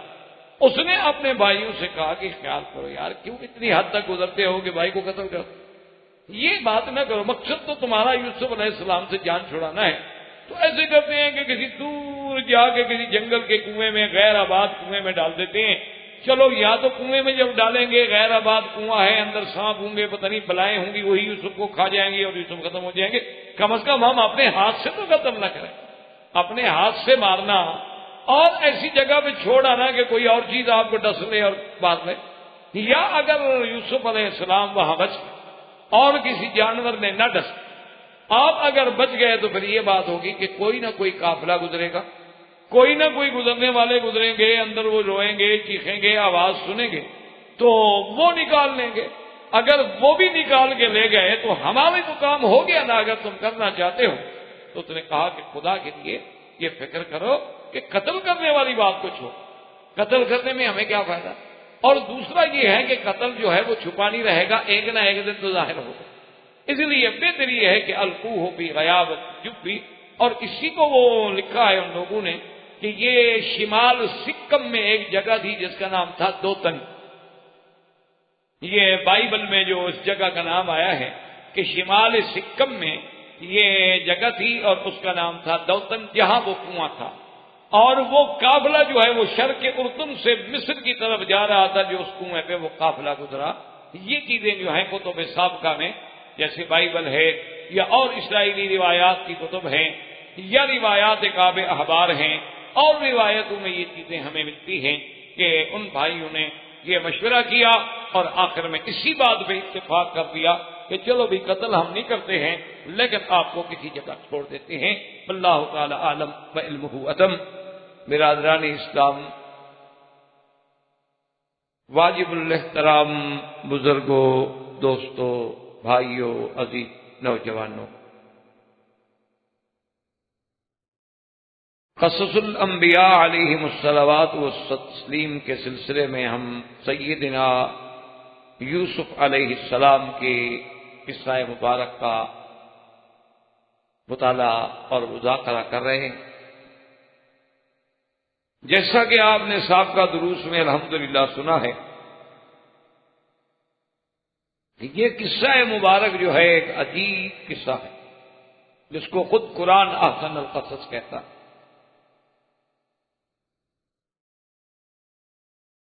اور اس قصہ مبارک میں بہت بڑے عبر ہیں، نصائح ہیں، مواعظ ہیں، فوائد ہیں.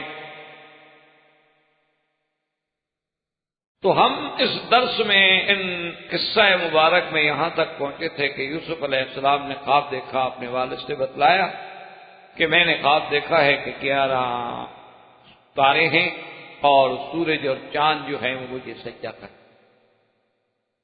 اور اس پہ ہم نے خواب کے اقسام اور خواب کی تعبیر ساری مباحث الحمدللہ ہم سابقہ درس میں پڑھ چکے. اور حضرت یعقوب علیہ السلام نے اپنے بیٹے سے نصیحت کی کہ بیٹا کسی دوسرے بھائی کو، کسی کو اس خواب کا ذکر نہیں کرنا، کیونکہ یعقوب علیہ السلام بھی اللہ کے پیغمبر تھے، نبی تھے. وہ سمجھ گئے کہ اس خواب میں کوئی بہت بڑا اشارہ ہے کہ یوسف علیہ السلام کو اللہ تبارک و تعالیٰ کسی عظمت، کسی رفعت، کسی مقام پہ پہنچانا چاہتے ہیں. اور یہ خدا کی قدرت ہے کہ جب بھائیوں میں سے کسی ایک بھائی کو عزت ملے تو فطری بات ہے کہ پھر دوسرے بھائیوں کو تو حسد ہوتا ہے. اس لیے حضرت یعقوب علیہ السلام نے ان کو اس خواب کے ذکر کرنے سے منع کیا. اور اسی لیے سرکار دو عالم صلی اللہ علیہ وسلم کی بھی ایک حدیث مبارک ہے کہ اقضوا حوائجکم بالکتمان، کہ تم اپنے امور اور اپنے کام جو ہیں تو رازداری سے سر انجام کیا. یہ نہیں کہ بلا وجہ کہتا رہے آدمی میں یہ کر رہا ہوں، میں یہ کر رہا ہوں، میں یہ کر، یعنی جتنا اللہ نے اس کو رازداری میں برکت رکھی ہے، فائدہ رکھا ہے، اتنا شو کرنے میں نہیں رکھا. بہرحال یوسف علیہ السلام کے اس خواب کے بارے میں بعض علماء کہتے ہیں کہ ان کے بھائیوں کو بھی پتہ چل. اب مفسرین نے اس کی 2 وجوہات لکھی ہیں. بعض مفسرین تو یہ فرماتے ہیں کہ یوسف علیہ السلام اپنے والد کو ذکر کرنے سے پہلے اپنے بھائیوں کو بھی بتا چکے. اب اگر والد نے منع کیا تو روک نہیں سکتے تھے، رکنے کا کوئی فائدہ نہیں، قصہ تو بتا چکے. اور بعض علماء کرام یہ فرماتے ہیں کہ یوسف علیہ السلام نے تو نہیں بتلایا، انہوں نے تو اپنے بھائی حضرت بنیامین کو بتلایا تھا جو ان کے شقیق تھے ایک ماں سے. باقی اولاد جو ہے حضرت یعقوب علیہ السلام کی وہ دوسری بین سے. تو بنیامین نے کہیں بھائیوں کو ذکر کر دیا. اب اس خواب کے بعد ان کے دلوں میں مزید عصبیت اور حسد جو تھا وہ بڑھ. اب انہوں نے پروگرام بنایا، انہوں نے اکٹھے بیٹھ کے مشورہ کیا آپس میں سب بھائیوں نے. انہوں نے کہا کہ دیکھو بھئی یہ بات بڑی عجیب ہے کہ بھئی یعقوب علیہ السلام کی شفقت اور محبت جو ہے وہ صرف یوسف علیہ السلام کی طرف ہے، اور ہم 10 بھائی ہیں، 11 بھائی ہیں، ہماری طرف محبت نہیں. اور یہ بات جو ہے ہمارے لیے ناقابل برداشت. یہ ہم کیسے برداشت کر سکتے کہ ہم 10 بھائی 11 بھائی ایک طرف اور یوسف علیہ السلام ایک طرف اور وہ زیادہ محبوب ہو. اس قالوا لیوسف اخو احب الیہ الی ابینا منا، حالانکہ ونحن عصبہ، ہم تو ایک جماعت ہیں، قوت ہیں، ہم 10 ہیں. تو عقل کا تقاضا تو یہ ہے کہ آدمی ان سے پیار کرے جن کے پاس طاقت ہے، قوت ہے. ہم 10 جوان آدمی ہیں باپ کے کام آنے. یوسف علیہ السلام بھی چھوٹے ہیں، بنیامین بھی چھوٹے ہیں، ان کے مقابلے پہ 2 کو ترجیح دینا اور 10 کے ساتھ وہ پیار نہ کرنا. ان ابانا لفی ضلال مبین، ہمارا باپ جو ہے سری غلطی. اس لیے یاد رکھیں کہ دلال کا معنی ہمیشہ یہ نہیں کیا جاتا کہ گمراہ ہے. نعوذ باللہ، اگر اپنے باپ کو وہ گمراہ سمجھیں اور یعقوب علیہ السلام اللہ کے نبی ہیں پھر تو وہ کافر ہو گئے، پھر تو وہ مسلمان بھی نہیں رہتے. اللہ کے نبی کو گمراہ کہنے والا یا اللہ کے نبی کی شان میں توہین کرنے والا بندہ جو ہے وہ تو مسلمان نہیں رہتا. اسی لیے امت کا اس پر اتفاق ہے کہ اگر کوئی شخص اللہ کے نبی کی شان میں کوتاہی کرے، اللہ کے نبی کی شان میں کوئی ایسی گستاخی کرے یا گستاخانہ لفظ اپنی زبان سے نکالے، وہ تو زندگی ہے، اس کی سزا موت ہے. یہ آج کل آپ نے دیکھا ہے کہ بہت بڑا پورے عالم میں اس قانون کے بارے میں، توحید رسالت کے قانون کے بارے میں پوری دنیا میں شور مچایا جاتا ہے کفر کی طرف سے کہ یہ حقوق انسانیت کے خلاف ہے اور یہ حقوق انسانیت کے خلاف ہے، ہر آدمی کی حریت ہے، آزادی ہے، ہر آدمی کو یہ حق حاصل ہے کہ وہ کیا سوچتا ہے، کیا کہتا ہے، کیا پڑھتا ہے، اس پر نہیں پابندی لگائی جا سکتی۔ یہ تو مسلمان بڑے بنیاد پرست ہیں اور انتہا پرست ہیں، اور ان کے ہاں تو بس اللہ کے نبی کی توہین تو سزائے موت میں کہیے کیا بات۔ حالانکہ اصولی طور پر تو یہ ہے کہ کیونکہ ان کو اسلام سے دشمنی ہے، اسلام کی دشمنی میں وہ اتنے اندھے ہو جاتے ہیں کہ حقیقت کو بھی نہیں پڑھتے۔ آدمی جب کسی کے تعصب میں آ جائے نا، وہ اس کو پھر آدمی اچھا نہیں لگتا۔ ان کو اسلام سے کچھ اتنا وہ الرجک ہیں، اور ان کو پتا ہے کہ اگر دنیا میں کبھی کسی نے ہم سے مقابلہ کیا یا ہمارے سامنے آیا یا ہم پر غالب آئے تو یہی دین اسلام۔ ورنہ پہلی بات تو یہ رکھیں کہ توہین رسالت میں صرف حضور پاک کی ذات مبارک نہیں، بلکہ اگر کوئی حضرت عیسیٰ علیہ السلام کی بھی توہین کرے تو وہی سزا ہے، حضرت موسیٰ علیہ السلام کی توہین کرے تو وہی سزا ہے۔ توہین رسالت کسی رسول کے بارے میں بھی توہین کرے، یہ نہیں کہ صرف حضور صلی اللہ علیہ وسلم کے بارے میں۔ ایک بات تو یہ آپ نے دیکھنا، اور دوسری بات یہ ہے کہ کون سا دنیا میں ایسا ملک ہے، ایسا دستور ہے کہ جو اپنے آئین سے باغی ہو یا اپنے بادشاہ سے باغی ہو یا اپنے اس ملک کی مقتدرہ قوت سے باغی ہو اور اس کی سزا موت نہیں رکھی گئی؟ کون سا دنیا میں قانون؟ کوئی ایک مجھے دستور بتا دے۔ ہر ملک میں باغی کی سزا موت ہے، اور یہ تو پھر صرف ملک کا باغی نہیں، یہ تو ہمارے دین کا باغی ہے۔ اور اسی لیے ایک فلسفے کو سمجھیں کہ اسلام لانے کے لیے جبر نہیں کیا جاتا، کہ آپ کسی کو جبر کریں کہ جی آپ کلمہ پڑھیں، غلط۔ آپ ہندو کو جبر نہیں کریں گے، آپ سکھ کو جبر نہیں کریں گے، یہود و نصارہ کو جبر نہیں کریں گے۔ آپ ان کو اسلام کی حقانیت، اسلام کے دلائل، اسلام کی آیات، اسلام کے براہین، اسلام کے محاسن ان کے سامنے رکھیں گے۔ اگر ان کا دل قبول کرتا ہے اہلاً وسہلاً، اگر نہیں کرتا لا اکراہ فی الدین، کوئی جبر نہیں۔ لیکن جب کوئی آدمی اسلام کو قبول کر لے، آپ دیکھیں نا جی کہ آپ نے اگر آئین کی وفاداری کا حلف اٹھا لیا ہے، پھر اگر آپ اس حلف کی مخالفت کرتے ہیں تو اب آپ باغی ٹھہرتے ہیں۔ لیکن اگر آپ نے حلف نہیں اٹھایا، آپ نے اس کو تسلیم ہی نہیں کیا، آپ نے تو کلمہ پڑھا ہی نہیں، تو آپ کوئی جبر نہیں کرتا۔ کبھی بھی اسلام نے جبر نہیں کیا، ورنہ جہاں جہاں مسلمانوں کی صدیوں تک حکومتیں رہی ہیں، اگر جبر کی بات ہوتی تو پھر تو غیر مسلم کوئی ایک بھی نہ ہوتا۔ حالانکہ اسلام کے خلاف ہر حکومت نے جبر کیا ہے، زمانہ روم سے لے کر، فارس سے لے کر، کیسر و کسرا سے لے کر آج تک جتنی کافر قوتیں ہیں، سب سے بڑا ظلم جو ہے وہ مسلمانوں پہ ہے۔ آج دیکھ رہے ہیں آپ، ان کو جو کچھ شیشان میں ہو رہا ہے اس پہ انسانی حقوق یاد نہیں آتے۔ کوسووا میں کیا ہوا، انسانی حقوق کی کوئی بات نہیں۔ لبنان میں کیا ہوا، انسانی حقوق نہیں مجروح ہوتے۔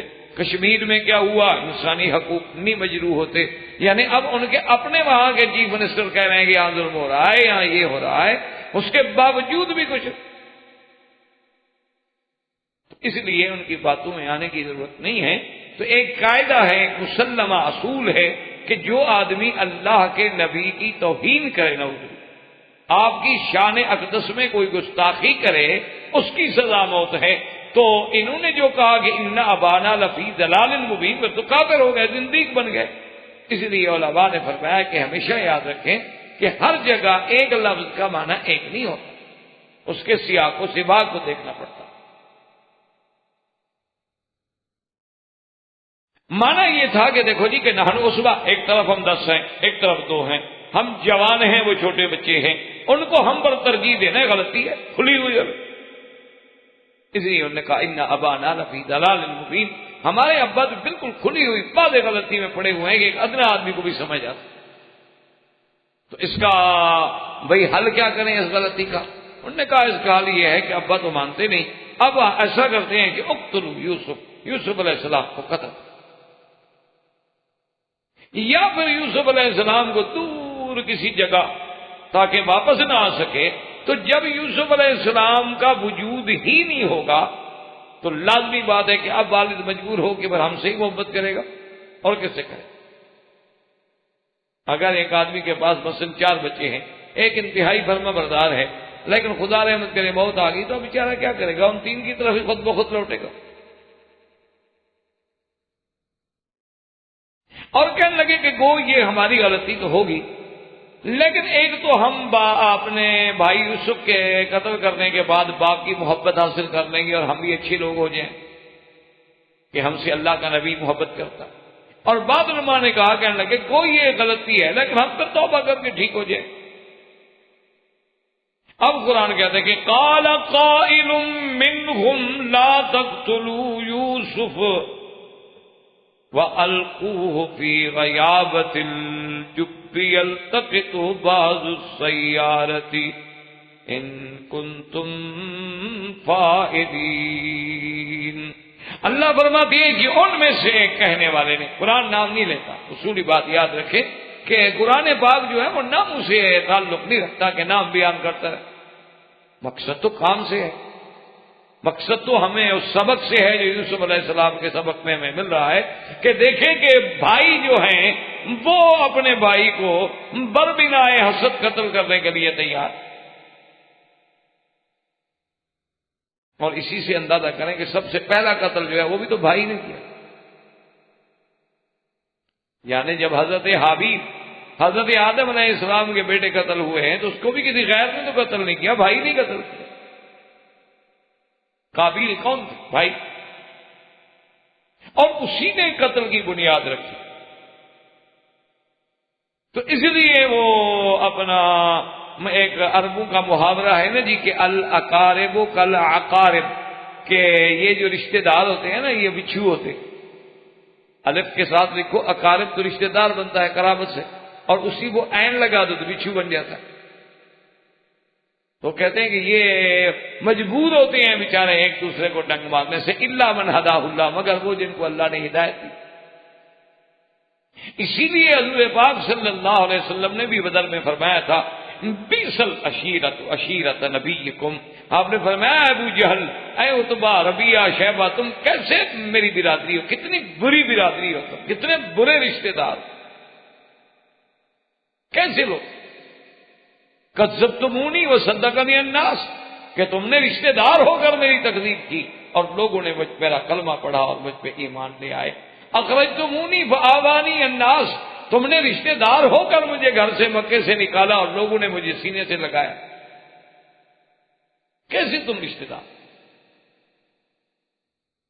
تو اس لیے علماء نے بھی لکھا ہے کہ یہ جو قرابت کے مسائل ہیں اسی لیے بہت ہی مشکل ہوتے، اسی لیے وہ کسی ایک اردو کے کسی شاعر کا بھی ایک شعر ہے رشتہ داری کے بارے میں، وہ کہتا ہے کہ یہ عجیب سلگتی ہوئی لکڑیاں ہیں کہ دور ہوں تو دھواں دیں اور قریب ہوں تو جل جائیں۔ پتہ کہ رشتہ دار جو ہوتے ہیں نا وہ ایک ایسی ہیں جیسے سلگتی ہوئی لکڑی ہوتی ہے نا، سلگ رہی ہو، اب بیٹھے ہوں دور تو کچھ نہیں تو دھواں تو دے گی، تنگ تو کرے گی، اور اگر قریب آ گئی آگ کے تو جل گئی، کہ دور ہوں تو دھواں دیں اور قریب ہوں تو جل جائیں۔ تو یہ ایک قدرتی بات ہے کہ جب بھی نعوذ باللہ ثم نعوذ باللہ یعنی سازش قتل، اور وہ بھی یعنی آدم کا بیٹا بھی تو نبی کا بیٹا ہے اور یوسف علیہ السلام بھی نبی کا بیٹا اور خود نبی، لیکن سازش کرنے والے کون ہیں؟ بھائی۔ اسی لیے شورش کاشمیری جو ایک بہت بڑے اپنے وقت کا خطیب، ادیب، شاعر، بڑا عجیب آدمی تھا، گزرے ہیں، تو بہرحال وہ کافی عرصے سے اختلاف کے بعد بھٹو صاحب سے ان کی صلح ہوئی، تو بھٹو صاحب نے کہا کہ اچھا کشمیری صاحب اچھا شریف صاحب اب سب کا باتوں کو مٹی ڈالیں، آج کے بعد میں آپ کا بھائی ہوں۔ تو اس نے کہا جی بھائی تو یوسف کے بھی بہت تھے، پتہ نہیں آپ کون سے بھائی بن رہے ہیں میرے، اب یہ تو اللہ کو پتا ہے، آپ میرے بھائی تو بن رہے ہیں لیکن میرا خیال ہے کہ آپ بھی کہیں یوسف کے بھائی ثابت نہ ہوں۔ تو بہرحال مقصد یہ ہے کہ اب بھائی ہیں اور قتل کی سازش ہو رہی ہے، اور بھائی بھی کون؟ نبی، ابن نبی، انا للہ۔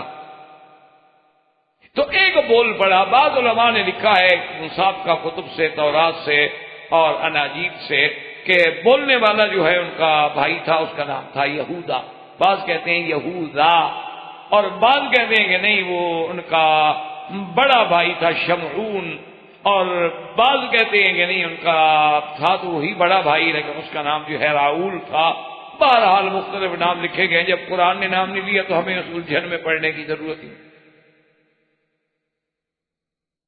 اب اس نے مشورہ دیا، اس نے کہا کہ دیکھو پہلی بات تو یہ ہے کہ تم بھائی کو قتل کرنے کی سوچ رہے ہو، یہ کوئی معقول بات، کوئی عقل کی بات؟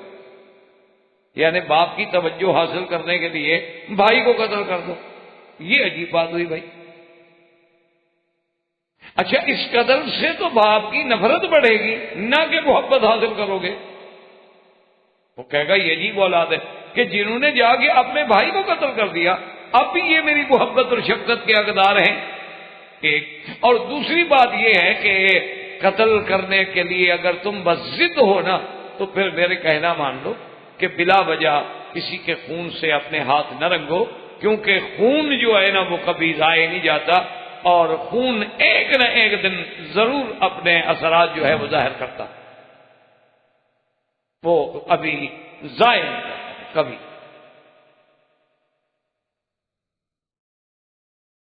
اب جناب یہ ہے کہ جب یہ حالات دیکھے گئے، ان کو بتلائے گئے، سمجھایا گیا، انہوں نے کہا تو کیا کریں؟ انہوں نے کہا ایسا کرتے ہیں کہ ہم جا کر کسی دور آفتادہ کنویں میں ڈال دیتے، پہلے تو کنویں میں ڈالنے سے اس کے اندر جو کوئی بلائیں ہوں گی نا وہ کھا جائیں گی، پرانا کنواں جنگل میں، اس میں کئی بلائیں۔ اچھا اگر بفرض محال اس سے بھی بچ جائے تو کوئی بندے تو وہاں سے قافلے گزرتے رہتے ہیں اور ایسے کنووں سے پانی بھرتے رہتے ہیں، جب وہ دیکھیں گے وہ نکال کے لے جائیں گے کسی ملک میں، تم خواہ کیوں قتل سے اپنے ہاتھ رکھتے؟ عجیب بات، کیوں جرم کر رہے؟ انہوں نے کہا اچھا، سوچ میں پڑ گئے، کہنے لگے کہ چلو ایسا کرتے ہیں، تمہاری بات مان لیتے ہیں کہ چلو قتل نہیں کرتے لیکن کسی نہ کسی جگہ بہرحال دور کر دیتے ہیں، اور سب کٹھے ہو کے باپ کے پاس آئے۔ جس کو قرآن خود پیا قالوا یا ابانا ما لک لا تأمنا علی یوسف وَإِنَّا لَهُ لَنَاصِحُونَ۔ معلوم ہوتا ہے کہ کافی پہلے کہتے رہے، اسے کہنے لگا بجان پتہ نہیں کیوں آپ ہم پر اعتماد نہیں کرتے، آپ یوسف علیہ السلام کے ضمن میں ہم پر کیوں نہیں اعتماد کرتے؟ ہم تو یوسف کے خیر خواہ ہیں، بھائی ہیں، اچھا بھائیوں میں کبھی کوئی تھوڑی بہت تلخی بھی ہو جائے لیکن پھر بھی ہم بھائی ہیں یوسف علیہ السلام کے، مہربانی کر ارسلہ معنا غدا یرتع ویلعب وَإِنَّا لَهُ لَحَافِظُونَ۔ ابا جان آپ مہربانی کریں، اس کو اجازت دیں کہ کل ہمارے ساتھ جائے، ہم جائیں گے اور کھائیں گے پیئیں گے، جنگلوں میں جو جنگلی چیزیں ہوتی ہیں، جنگلی پھل ہوتے ہیں وہ کھائیں گے، وہ یلعب اور کھیلیں گے۔ اس لیے علماء نے لکھا ہے کہ بعض کھیل کود جو ہیں جو شریعت کے خلاف نہ ہو کوئی منع ہے، مثلا آدمی گھوڑا دوڑاتا ہے، آدمی دوڑ میں مقابلہ کرتا ہے، مثال کے طور پر آدمی کشتی کرتا ہے، آدمی کبڈی کھیلتا ہے، یا آدمی ہاکی کھیلتا ہے، یا آدمی یہ کرکٹ وکٹ کھیلتا ہے، شرط یہ ہے کہ اوقات نماز اور فرائض کا خیال رکھے۔ یہ نہیں کہ کھیل میں لگنے کے بعد نمازیں ختم جی ہو تو میچ نہیں بند کیا جا سکتا، پھر حرام ہو گئی، کیونکہ اللہ کے فرائض کو چھوڑنا، فی نفس سے ہی کھیلنا حرام نہیں تھا۔ اب انہوں نے جب اصرار کیا اور ساتھ یہ بھی کہا اپنے ابا سے کہ ابا جان آپ فکر نہ کریں، ہم حفاظت کریں گے، ہم بالکل حضرت یوسف علیہ السلام کا بڑا خیال رکھیں گے، تو یعقوب علیہ السلام نے سننے کے بعد کہا قال انی لیحزننی ان تذهبوا به واخاف ان یاکلہ الذئب وانتم عنہ غافلون۔ حضرت یعقوب علیہ السلام نے فرمایا کہ مجھے غم ہے، مجھے فکر ہے یوسف کا کہ اگر تم ان کو لے کے گئے، اور بات یہ ہے کہ مجھے خوف ہے کہ کہیں ایسا نہ ہو کہ کوئی بھیڑیا آ کے اس کو کھا جائے، چھوٹا بچہ ہے، چھوٹی عمر ہے۔ وَأَنْتُمْ عَنْهُ غَافِلُونَ، اور تم اپنی کھیل کود میں ہو، غفلت میں پڑے ہو، تمہیں پتہ بھی نہ ہو، اور تم اپنے اس میں لگے ہوئے اور اس کو آگے کوئی بھیڑیا کھا جائے، مجھے بڑا فکر ہے، میں نہیں اجازت دے سکتا۔ قَالُوا لَئِنْ أَكَلَهُ الذِّئْبُ وَنَحْنُ عُصْبَةٌ إِنَّا إِذًا لَخَاسِرُونَ۔ کہنے لگے ابا جان کمال کی بات ہے، ہم ایک جماعت ہیں، 10 آدمی ہیں، ہم 10 بندے بھی کھڑے ہوں اور ایک جناب بیڑی آ کے ہمارے بھائی کو کھا جائے، پھر تو سب سے بڑی گھاٹے اور تروٹے کی بات ہے، پھر تو انتہا ہو گئی، حد ہو۔ اب بات یاد رکھیں کہ بھی حضرت یعقوب علیہ السلام نے یہ بات کیوں فرمائی، ایک مسئلے کو سمجھ کہ بھی یوسف علیہ السلام نے آخر یہ بات کیوں فرمائی کہ جی اب اس کو شاید بھیڑیا کھا جائے اور تم غافل ہو، پتہ بھی نہ کرو، تم اپنی کھیل میں لگے ہوئے ہو۔ یہ بات بھی یوسف علیہ السلام یعقوب علیہ السلام نے فرمائی تو کیوں؟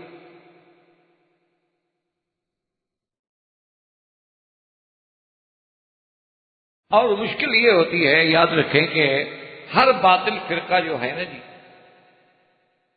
وہ اللہ کے قرآن کے حروف کے معانی میں یا الفاظ مبارک میں اپنے پسند کی تحریف کر دیتے ہیں، اپنی طریقے سے اس کے معنی کو ڈھال دیتے ہیں اور اسی سے اپنے مطلب کی بات کو نکالتے ہیں۔ جیسے کسی نے کہا نا کہ خود تو بدلتے نہیں، قرآن کو بدل دیتے ہیں۔ چاہیے تو یہ تھا کہ جو قرآن کا حکم ہے ہم اپنے آپ کو بدل دیں، لیکن وہ خود تو نہیں بدلتے، لیکن اللہ کے قرآن کو بدل دیتے ہیں۔ تو اب بعض ہمارے لوگوں نے یہاں سے ایک عجیب بات نکالی، ان کا دیکھو جی اللہ کے نبی عالم الغیب ہوتے ہیں، ان کے پاس علم غیب ہوتا ہے، یعقوب علیہ السلام جانتے تھے کہ یہ بھیڑیے والا قصہ بنائیں گے، اسی لیے تو پہلے کہہ رہے ہیں، تب بھی کر رہے ہیں کہ کیا کرو گے لینا کل حسین اگر اس کو بگیاڑ کھا گیا، اس لیے کہ وہ عالم الغیب تھے، یعنی وہ اپنے مطلب کی ایک بات نکال۔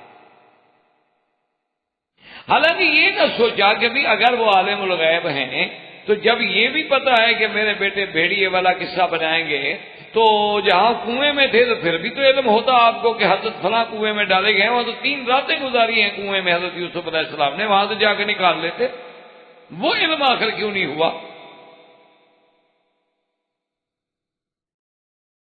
اور علم ہونے کے باوجود بھی اگر باپ اپنے بیٹے کی اور مظلوم بیٹے کی مدد نہ کرے تو کیا پھر وہ قیامت میں تو الٹا نعوذ باللہ قابل مواخذہ ہے۔